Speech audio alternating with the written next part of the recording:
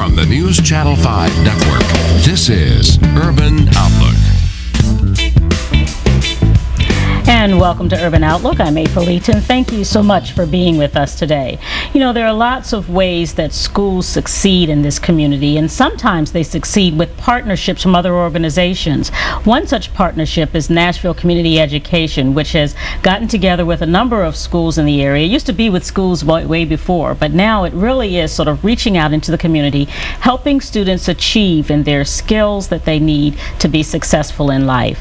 We have two guests with us today to talk a little bit about that partnership. Lovette Curry is an Esquire, but also is the director at Nashville Community Education. And of course, Principal Jud Hayinie is at Wright Middle School. Thank you so much for being with us today. Thank you for having me. So you all have been in the area, working in the area, Nashville Community Education anyway, for quite some time. But this year sort of launched a new way to partner with schools to get out there and do the good work that you've been doing. So talk just a little bit for those who may not be familiar with Nashville Community Education, what your mission is, what your focus is as far as the programs are concerned. So Nashville Community Education is committed to providing adults educational and enrichment opportunities to help their personal and their professional lives. So we offer a wide variety of classes that are for adults in a whole host of areas in technology, computer skills, grant writing and business skills, hobbies like pottery or sewing and knitting,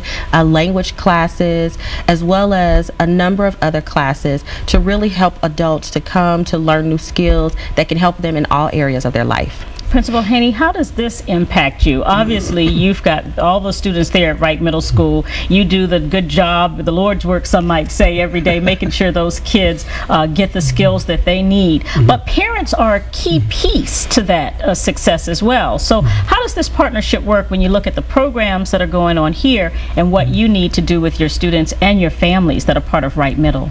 It's probably the most critical piece that we find in schools now, particularly in urban settings, and I would say, to Lovette's point, without that involvement, we really struggle to have the kids be successful. And so an opportunity to bring more adults into the building, to become more familiar with the surroundings, with the environment, also encourages them to participate in their kids' education, and that's really one of our big goals. Have you seen a change in that participation? So let's look at before Nashville Community Education came in, and what your parent participation was like versus what it is now. I would say that before, in all candor, it was very, very low.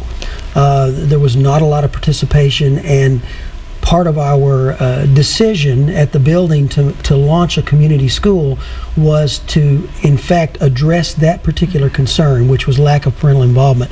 As we launch now, and this is just, we're birthing this baby, it's the first year, and we hope that bringing in the support that Lovette's going to give us second semester is going to just enhance what we're already doing there. Let's talk a little bit about that support, because obviously the focus is on the adults, but you've got, the beauty of having a ready-made audience, some might say, by being there at Wright and also at Antioch High School. We also need to let people know that it's also at Antioch as well. So how does it work? How do you get in there and let the people who are connected with Wright know what services are available? So first we started off with community surveys, and we do surveys online. The school did a very thorough survey asking the parents what they would like to see to happen at their school, not only with our program, but with school, with other programs that they're bringing into the school as part of their community schools model. And then once we got all of that information back, we made it our mission to go and try to find a lot of the things that the parents were actively seeking, so that we knew it would be something that would engage them, that would bring them into the building. So we were able to get volunteers to teach a number of classes, as well as other instructors to be able to come and offer some things that the parents need and want for their lives. And now our big mission is getting the word out to the community. So we've been talking to churches, different neighborhood groups, also getting the word out through all the libraries and community centers, being in areas where people congregate, and just giving them all of our information to let them know that this is what's available to you. We're a trusted source. We're working with the school. You're already going to be in that area anyway. It's a neighborhood resource for you to come and access, and we just welcome you. And so we've just been trying to make it a welcoming environment, a safe place for parents, and an encouraging place where they can come and learn. So what does a day look like? Is it a student and parent coming to school side by side, and that student taking off, down their 6th grade, 7th grade, 8th grade hall, but the parent kind of going in their direction for their classes as well? Our classes are primarily after work school. hours. Okay. After school is over, and so that way you have full access for the community to be able to come and use the resources that some of the students use during the day, like the library and different areas of the school, so that they can come in after work and partake in classes. And we even have some teachers at the school who are going to be working with us to be able to talk and help the parents with some things, and so that way we can get the most parents possible at the end of the day.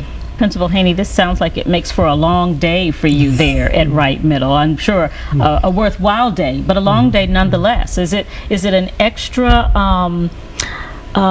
set of resources that it takes to keep the school open for those extended hours in order to make this work? Yeah, it really does, and you really have to have a committed staff.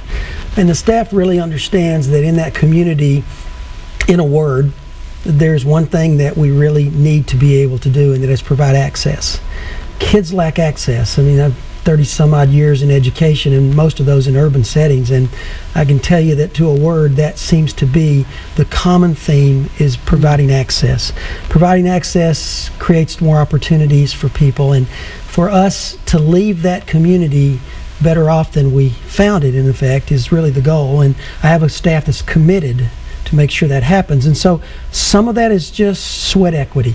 There's not a lot of extra pay. Got to roll up your sleeves and do it. A calling to be involved, to help people be in a better place. Tell me more about this survey. When you sent the survey out, in 30 years in education, I think you said you've been in the area at Wright for 6 years. I'm sure that need to know what the expectations were from the community, from parents, from your students, was top of mind. So what kinds of questions did you ask? What things sort of rose to the top of the survey as the critical needs in that community? One of the first bad assumptions that anyone would make as they go into an area is to assume that we know, from a middle class perspective particularly, what someone needs. And so we need to know what people are saying they would come to if we could build it, in effect. And so hearing from the parents, we found a lot of surprising things that they would come, the days they would come, the nights of the week, the weekends, as Lovette and I talked about. We were pleasantly surprised to find that they would be involved in that.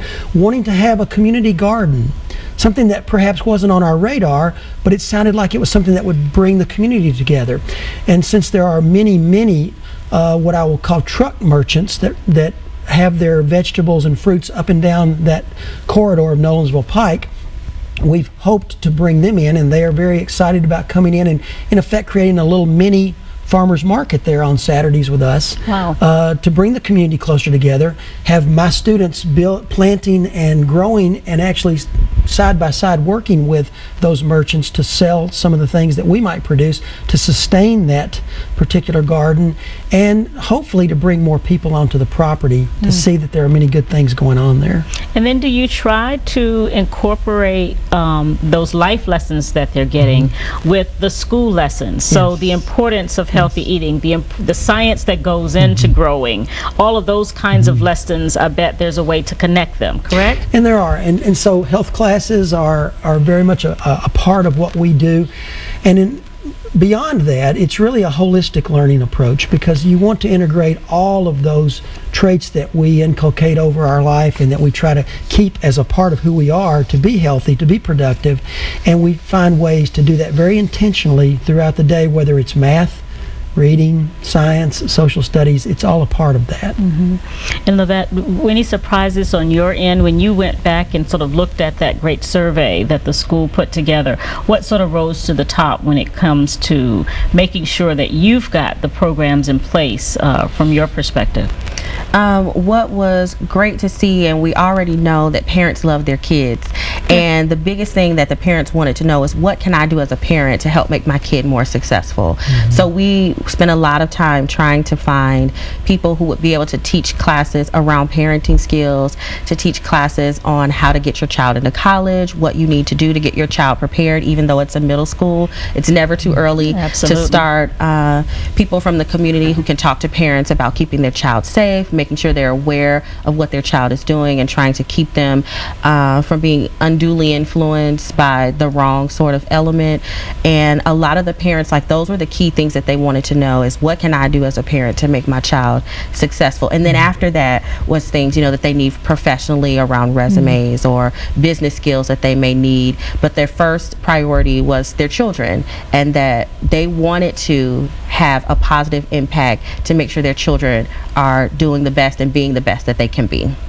Terrific. Let's take a quick break. When we come back, we'll have more of this great conversation, get some information out about how people can get more info about what you're doing, and also what may be going on there at Wright Middle that the community may need to know. We'll be right back after this. Stay with us.